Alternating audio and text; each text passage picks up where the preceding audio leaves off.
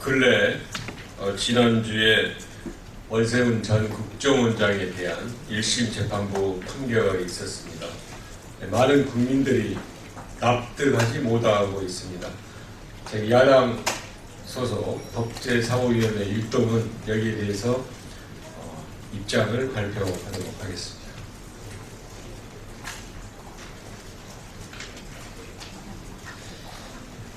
검찰과 법원의 맹성과 향후 재판부의 현명한 판단을 촉구합니다. 희대의 국기문란 사건의 주범인 원세훈 전 국정원장에 대해 1심 재판부가 선거법 위반 혐의에 대해 무죄 판결을, 정치개입 혐의에 대해서는 유죄 판결을 내렸습니다. 민주주의와 법치주의를 결혼한 헌정질서 파괴 사범에 대한 솜방망이 판결이자 면죄부주기 판결입니다.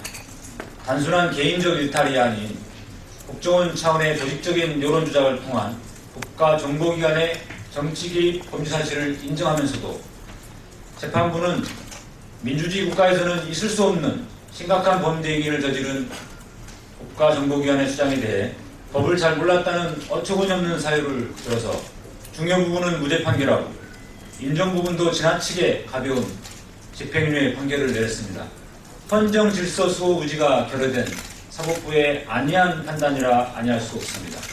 재판부는 검찰이 증거로 제출한 트위터글 11만 건 내용이 선거법 위반에 해당되는지 판단조차도 내리지 않았습니다. 대선 기간에 특정 정당과 정치인을 비방하는 여론을 조성하는 정치활동을 했다면 이는 당연히 공무원의 불법 선거운동으로 본 것이 상식임에도 불구하고 재판부는 목적성, 능동성, 계획성이 없음을 이유로 국민의 상식과 법감 등에도 배치되는 납득이 가지 않은 판결을 내렸습니다.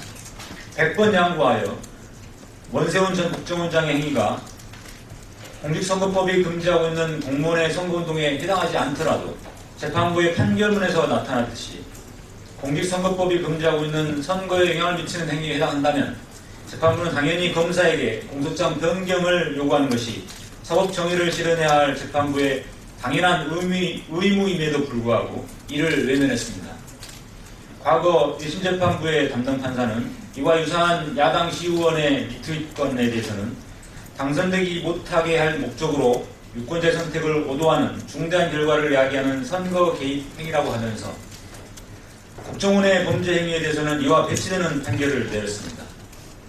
개인의 행위조차 선거운동의 목적이 있다고 인정되어 유죄 판결을 받는 마당에 국정원 직원들이 선거 시기에 행한 조직적이고도 지속적인 정치 개입 행위가 선거운동이 아니라는 판결에 과연 어느 국민이 공감할 수 있겠습니까?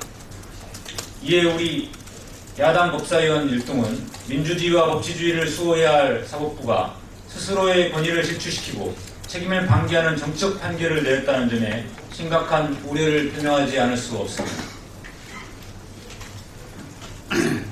검찰 또한 예외가 아닙니다. 이번 판결을 살펴보면 검찰이 수사 단계에서 수집한 상당수의 증거가 위법 수집 증거로 증거 능력이 부정되어 법관에게 현출되지도 못하였습니다. 이는 검찰의 심각한 무능을 드러내는 것입니다. 또한 검찰은 새정치민주연합이 제출한 고소장에 선거에 영향을 미치는 행위에 관한 공직선거법 제한 규정이 적용법조로 적시되어 있었음에도 공소 단계에서 이를 삭제하였습니다. 이에 대해 검찰은 책임있는 답변을 하여야 할 것입니다. 국정원 간첩 증거 조작 사건을 비롯한 주요 사건에서 무죄 판결이 나오자 자신의 입장을 표명하고 즉각 항소 의사를 밝혔던 검찰은 국가정보기관의 희대의 중대 범죄에 대한 무죄 판결이 나왔음에도 불구하고 침묵으로 일관하고 항소 여부조차 표명하지 않고 있습니다. 검찰은 즉각 항소하여 법원 판결의 부당함을 적극적으로 주장 입증해야만 할 것입니다. 무엇보다 부당한 무죄 판결을 바로잡게 하고 공소장 변경을 통해 지위를 이용한 선거운동 금지뿐만 아니라 공무원 등의 선거에 영향을 미치는 행위금지 조항도 포함시켜 적극적으로 공소유지에 임해야 할 것입니다. 검찰과 1심 재판부의 맹성 그리고 2심 재판부의 현명한 판단을 촉구합니다. 야당 소속 법제사법위원회 위원 일동, 이상민, 박지원, 서영교, 우윤근, 이춘석, 임내연, 전해철. 이상은 새정치민주연합입니다. 서기호 정의당 의원입니다. 이상입니다. 지금 말씀하신 것처럼 검찰의 맹성을 촉구합니다. 더불어서 재판부가 기존의 판례와도 다른 판례를 내고 그리고 근거 없는 판결을 내는 데 대해서 맹성을 촉구합니다. 향후 재판부는 그 맹성하고 제대로 된 판결을 내려야 할 것입니다.